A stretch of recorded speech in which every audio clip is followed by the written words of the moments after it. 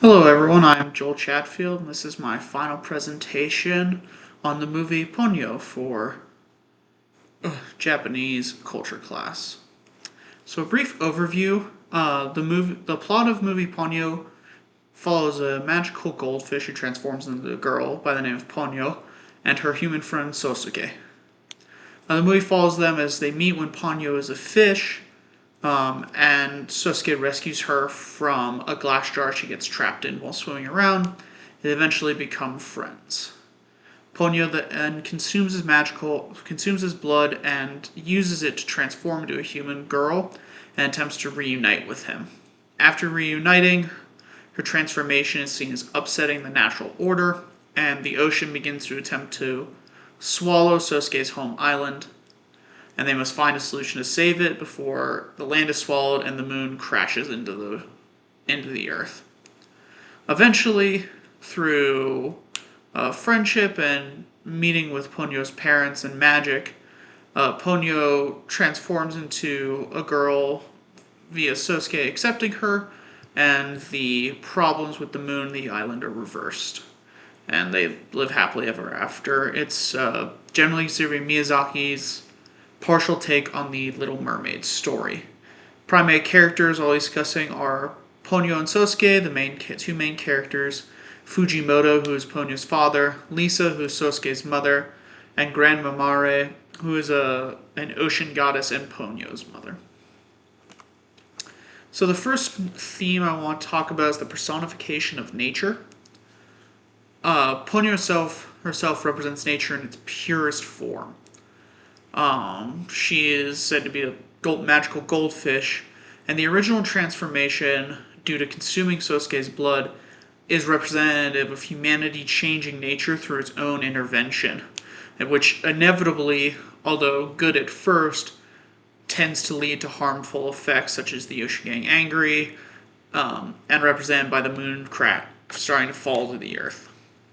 At the end of the film, when Sosuke accepts Ponyo as she is and agrees to love her unconditionally as a child, um, Ponyo is permanently transformed into a girl. This is represented. This represents humanity accepting nature as is and loving it without the requirement to change, which is representative of natural harmony. The other personification of nature is Grand Mamare, who is Ponyo's mother, is the animist representation of the ocean, like we've discussed many times in class, where Ponyo is represented as the simple concept of nature. Grand Mamare is a deific and nurturing figure, though also a destructive one, as the ocean is represented as both Ponyo's home as well as antagonistic force. The movie also touches a lot on environmental imagery, specifically several characters are motivated by ocean and trash pollution. The film actually begins with Ponyo and Sosuke meeting because Ponyo becomes trapped in the net as shown in a net that's trawling for trash at the bottom of the ocean, as shown in the top image, where Ponyo then becomes trapped in a glass jar and Sosuke must save her.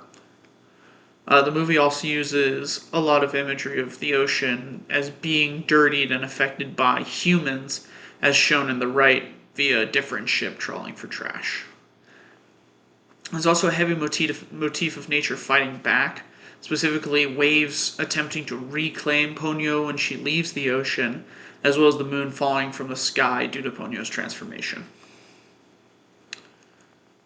And last but not least, I want to talk about environmental philosophies. I feel like the movie represents the pros and cons of two major environmental philosophies. The first of Sosuke, who is a child. This represents a much simpler philosophy, one which is accepting but also more passive.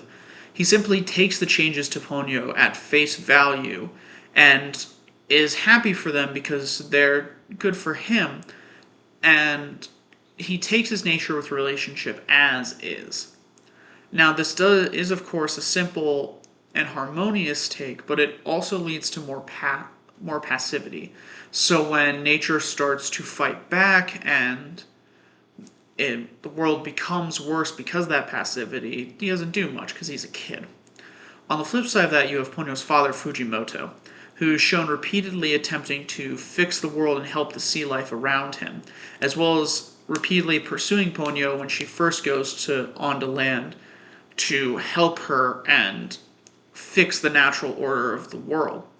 He's also much more aggressive in such a way. This is representative of a more aggressive and extremist environmental approach, one that wants to rapidly change. This does work actively to help him in nature, but also puts him in a more antagonistic role as he attempts to fight through and attack Ponyo and Sosuke. But that is the end of my presentation. Thank you to everyone who watched, and hope you all have good finals.